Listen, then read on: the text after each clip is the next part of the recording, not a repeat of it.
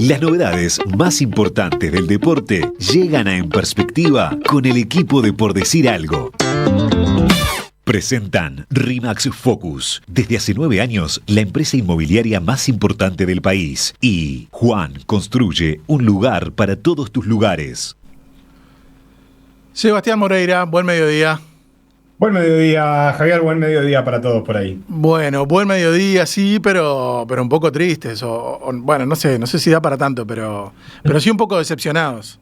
Sí, un poco decepcionados porque Uruguay no terminó su participación en el Sudamericano Sub-20, pero ya sabe que no va a obtener uno de los 4 cupos que había para el Mundial de Chile de septiembre. Y con esto que suena duro, no solo completa esta competencia de verano tan tradicional en Uruguay, con la mala noticia que significa no clasificar al Mundial, sino que además viene a terminar una racha exitosa de casi 20 años en los que Uruguay se había hecho partícipe siempre de los Mundiales Sub-20, campeón Mundial Sub-20 vigente, también había sido finalista en otra edición, y por primera vez Uruguay, en el post-ciclo Tavares, termina quedando afuera este Mundial Sub-20, no había pasado en los últimos 20 años, y la verdad que todo esto además sucede con dos puntualizaciones que son importantes. Una es que Uruguay es el campeón de la categoría. Es cierto que como es evidente, en la Sub-20 cada generación puede diferir mucho de la anterior y uno puede tener una gran generación para un año y 2 años después esos jugadores ya no están ninguno, y por lo tanto puede venir una generación que no esté en tan buen nivel, que tenga bajas. Además, al ser una competencia juvenil, suelen notarse más las fluctuaciones de rendimiento, suele ser más difícil la regularidad, pero ser el campeón vigente de un mundial y no poder ni siquiera ir a defenderlo es duro, y a eso hay que agregarle que en esta ocasión Sudamérica tenía un cupo extra, porque como el mundial era en Chile, Chile ya está clasificado para ser uno de los cabezas de serie de este mundial, y por lo tanto había un cupo más. En esta fase final, en esta hexagonal, competían 6 y solo quedaba fuera uno de esos 6 porque Chile iba a ir y además iban a ir los otros 4 que consiguieran su clasificación, y ese uno es Uruguay, lo cual hace más difícil de digerir esta eliminación. Un partido que terminó 1-0 con un gol en el segundo tiempo.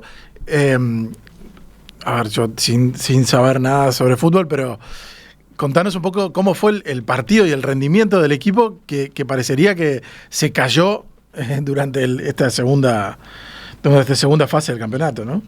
Sí, en el fútbol siempre es difícil trasladar resultados de forma matemática y decir, como tal le ganó a tal, ahora le va a ganar a tal otro, o como le gané en la primera fase con mucha comodidad, después le voy a ganar siempre que juegue.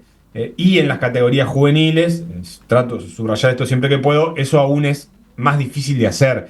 Pero lo cierto es que Uruguay le había ganado a este equipo de Paraguay 6-0 en la primera fase.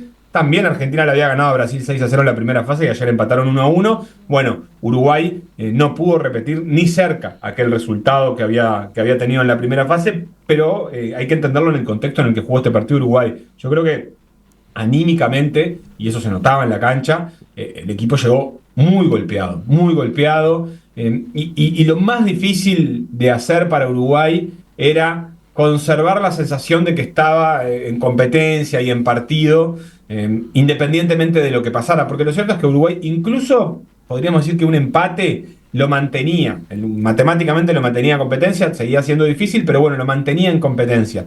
Y Uruguay a mí me dio la sensación, e incluso creo que se trasladaba hasta de una forma, o se reflejaba de alguna forma en el relato, atravesó el partido con mucho sufrimiento, con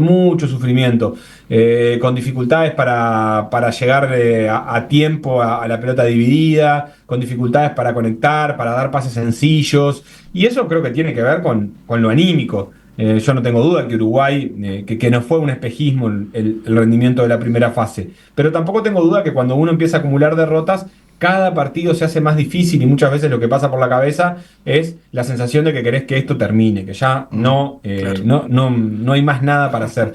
Y algo de eso le pasó ayer a Uruguay, que se encontró perdiendo 1-0 al principio del segundo tiempo en un partido que había sido apenas parejo, discreto y parejo, y que había tenido alguna situación Uruguay para ponerse en ventaja.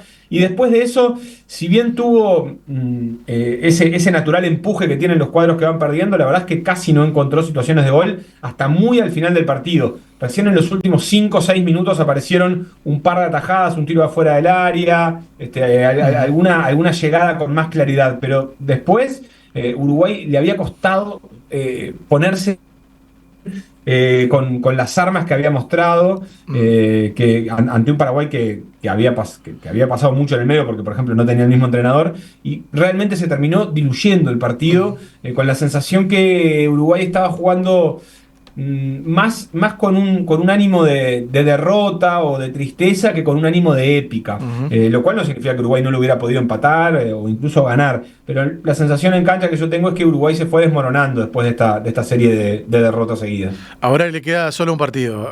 Decías tú, ya sin ninguna chance de pasar al Mundial, pero le queda todavía un partido a jugar contra Colombia. Sí, juega contra Colombia el domingo. Creo que va a ser, que por lo que escuché estaban hablando de si se podía mover el horario, cómo se iba a acomodar, Claro. alguna cosa, porque Brasil y Argentina definen el título sudamericano, Claro. En canchas diferentes, y requeriría que jueguen a la misma hora para evitar suspicacias. Entonces hay que ver ahí cómo se acomoda el calendario. No sé si se terminará modificando, pero Uruguay juega contra Colombia, que tampoco se juega nada. El sudamericano terminó confirmando eso que se decía y que Coito negó, que sea un tema importante, pero aquello del grupo fácil y el grupo difícil, Sí. Supuestamente Uruguay venía del grupo fácil y del otro lado estaba el grupo difícil. Bueno, se quedaron ordenados básicamente así. Brasil y Argentina tienen 10 puntos, están 4 puntos por encima de los escoltas, que son Colombia y Paraguay, y están ordenados los 3 de un grupo y los 3 del otro grupo. Uruguay y Chile no han logrado ganar un partido, y Colombia, si bien está empatado con Paraguay en puntos, tiene 8 goles más de Claro. diferencia a favor. O sea que efectivamente Uruguay había transitado un grupo que tenía selecciones que no eran las candidatas a este torneo, y bueno, termina estando demostrado esto en que una fecha antes está todo definido. Brasil, Argentina, Colombia y Paraguay irán al Mundial. Chile también irá, pero por otras causas, que son las de ser local, porque también hizo un pésimo sudamericano, y Uruguay es el que se queda fuera. Muy breve, pero este fin de semana también se juega una fecha del Campeonato Apertura de Primera División con 2 partidos esta tarde, noche. Primero Cerro contra Plaza Colonia en el Estadio Trócoli a las 7 de la tarde, y Wanderers en el Parque Viera a las 9:15 jugará ante Liverpool. El resto de los partidos, sábado y domingo. Sábado y domingo, hoy interesante porque Plaza ganó sus 2 partidos. Solo 2 equipos ganaron los 2 partidos de este campeonato, y Plaza es uno. Ganó sus 2 partidos, así que es uno de los equipos a mirar. El otro que ganó sus 2 partidos, pero que está en un momento terrible, jugará mañana a las 21:45, que es Defensor.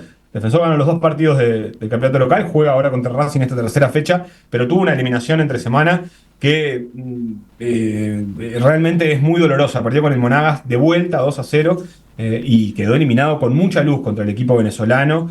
Una participación de Defensor que tiene que estar entre las peores, por quién es quien lo eliminó, Claro. por quién es Defensor, entre la historia de la Copa Libertadores de Defensor, que ha tenido obviamente muchas buenas participaciones, pero bueno, ahora se tendrá que enfocar en el torneo local, que lo tiene como uno de los líderes en este corto campeonato. Peñarol también juega mañana contra Boston River, que tampoco ha logrado ganar, aunque sí empató uno de los partidos, y Nacional va contra Progreso en el Paladino, y eso es a las 5 de la tarde del domingo. Progreso no ganó ninguno de sus 2 partidos, así que partirían como amplios favoritos Peñarol y Nacional.